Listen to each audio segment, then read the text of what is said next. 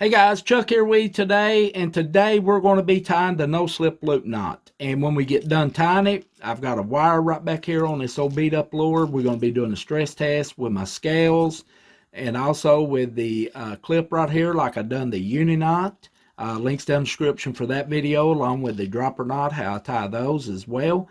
And we're going to see if the line breaks first, which we're using 12-pound test monofilament, or if the knot will give away. And then at the end of the video, I'm going to talk a little bit about why I like this knot and what lures I use it on. So let's go ahead and get this tied up here.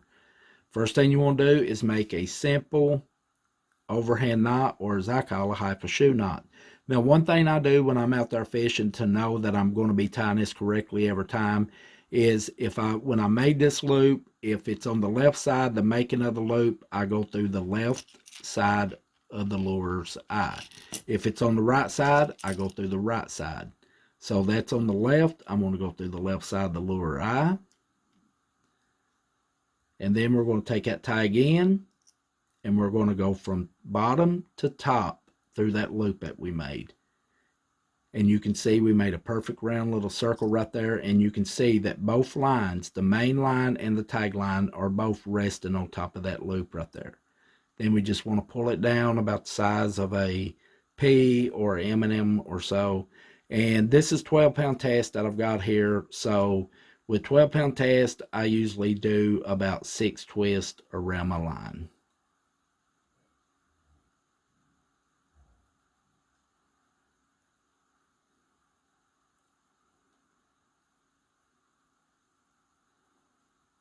I think it's 6 there.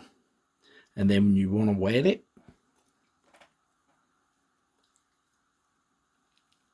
and then when you want to get your line wet, you want to come right down here to this little loop that you made, and you can see how both lines is going through the top right here, just like the way that we made it. Now next you want to go from top to bottom, back through with your tie again, grab it, and then start pulling and tightening it up. Just like so. When you want to get that tightened up, the next thing you want to do is go ahead and cut your tie again off. And there is a no slip loop knot. And you can see, one thing I like about this knot, you can see how this tag, it is laying back toward the lure. It's not straight out, it's not pointing up toward the main line. It's laying back that way. If it hits any debris, you don't have to worry about it snagging. This line right here, this tie again, snagging like on debris out there at the lake or at the river. So now I'm going to go ahead and get this tied up to this clip, and we're going to do a stress test on it. Okay guys, I'm a one-man army. Right over there is the clip, and then right here is the knot that we just tied with a 12-pound test. I've got the scales zeroed out, as you can see, and we're going to go ahead and just to start doing a pull. This is, as I was saying again, this is 12-pound test monofilament.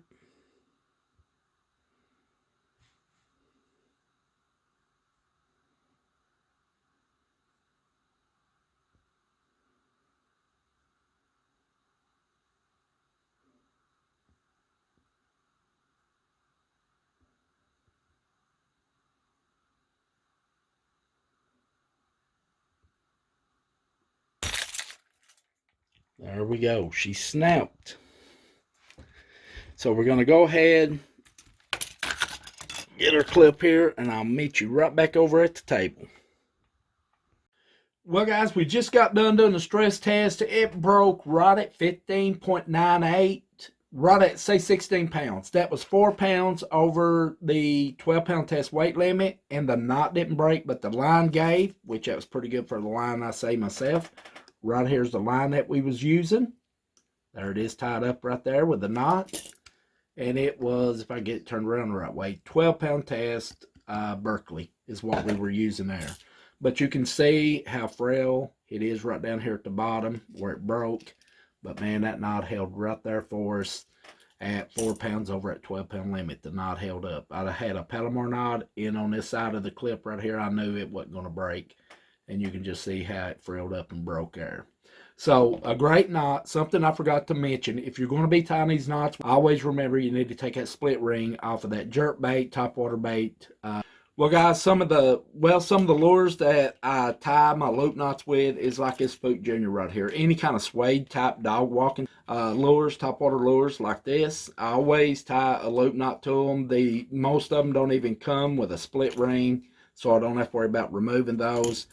Just like this Rapala in the jerkbait right here, this is a new one right out of the box, and it didn't come with a split ring. It's meant for like a Rapala knot, a no slip loop knot, and this cutter here. You can see this big cutter by Berkeley right here. This is a deep diving type suspending jerkbait.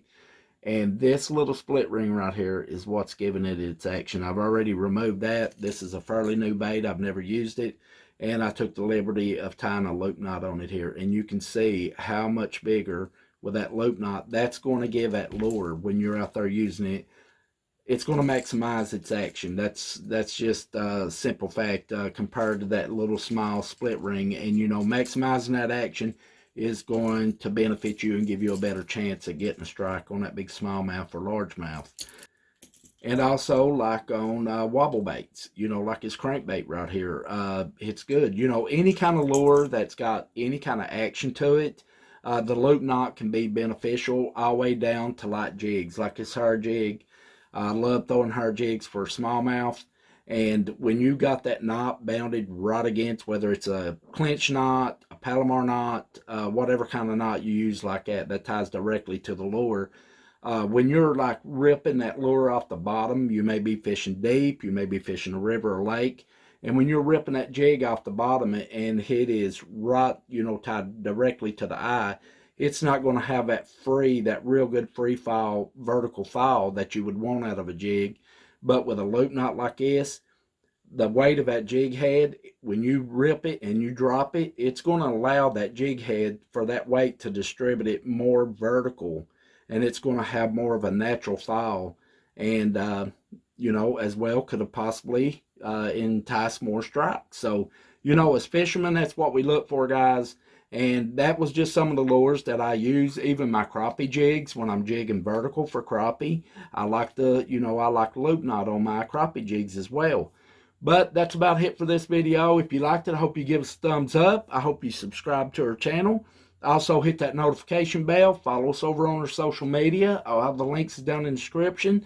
And guys, we got a lot more coming up. And don't forget, we post every Thursday and we post every Sunday. So I hope you look forward to that, because we look forward to making videos for you all. Until next time, stay safe out there on the water. God bless America. Keep everybody in your prayers around the world and stuff with what's going on. And I hope you catch some big ones. We'll see you right here in the next one. Thanks for watching.